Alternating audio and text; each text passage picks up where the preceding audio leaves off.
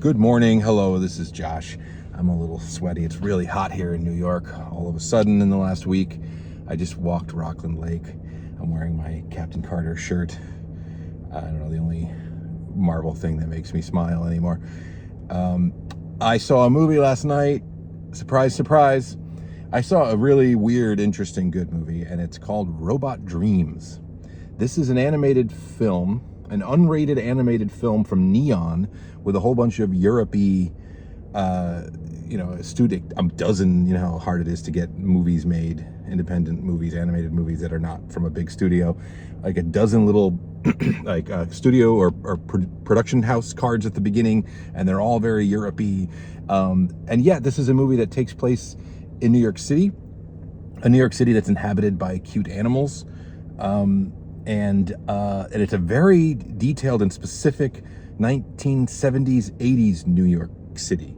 The Twin Towers are standing, there's Kim's Video, there's very specific references and Ocean Beach stuff. And so very meticulously New York, even though I come to discover after the fact that the director is Pablo Berger. He's a Spanish director, a Spanish filmmaker, doesn't only work in animation, but this is his latest film, and this is a remarkable movie. It's a mostly wordless. I mean, most of the words in it are in the soundtrack.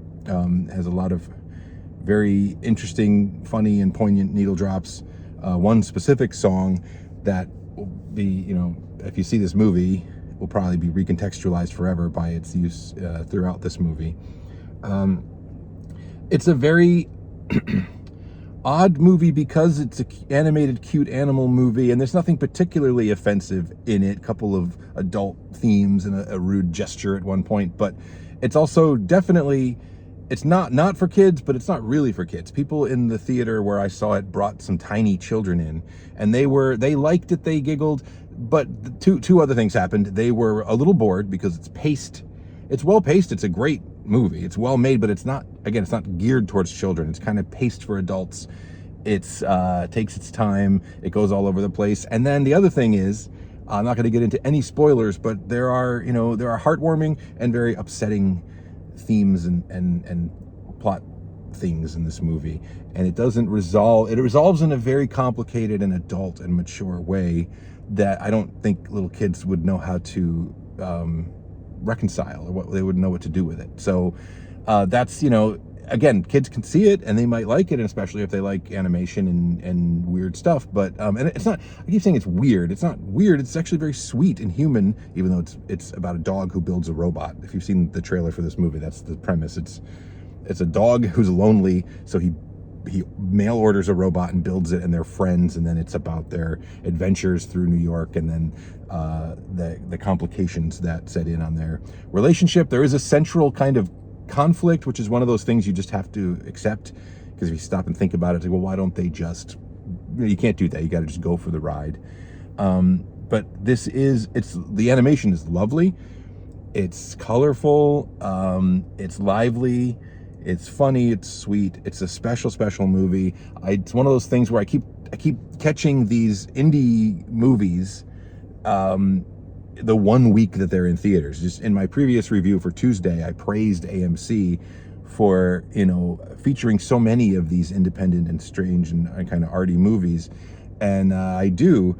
I also lament, though, that they're usually only there for 1 week. So by the time, I get a chance to tell you about it, you will see these reviews a lot. I'm not trying to make this into a sales pitch, but you will see these reviews a lot quicker on my Patreon, patreon.com/JoshWay.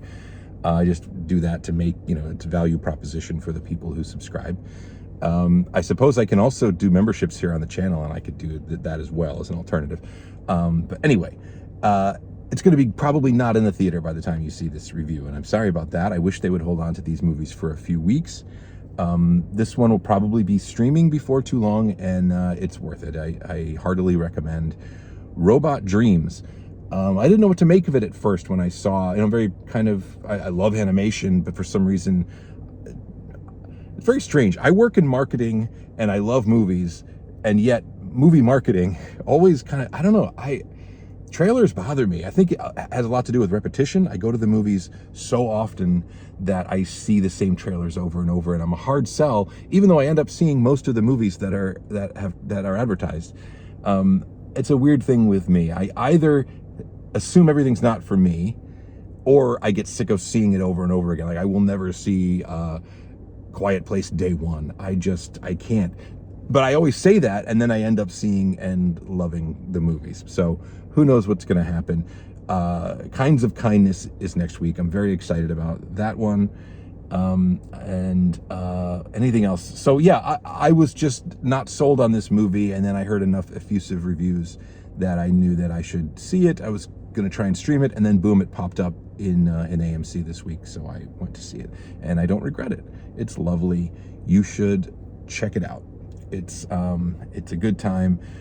Again, it's safe for kids. It just might not be for kids, especially not tiny kids. If you've got like an 8 to 10 or 12-year-old who is like interested in arts and animation and film and stuff, or just is growing up and maybe is ready to think about relationships on another level, this is a movie that goes to a challenging place in regards to, this movie basically, the relationship between this lonely dog and the robot he builds, like, immediately becomes basically I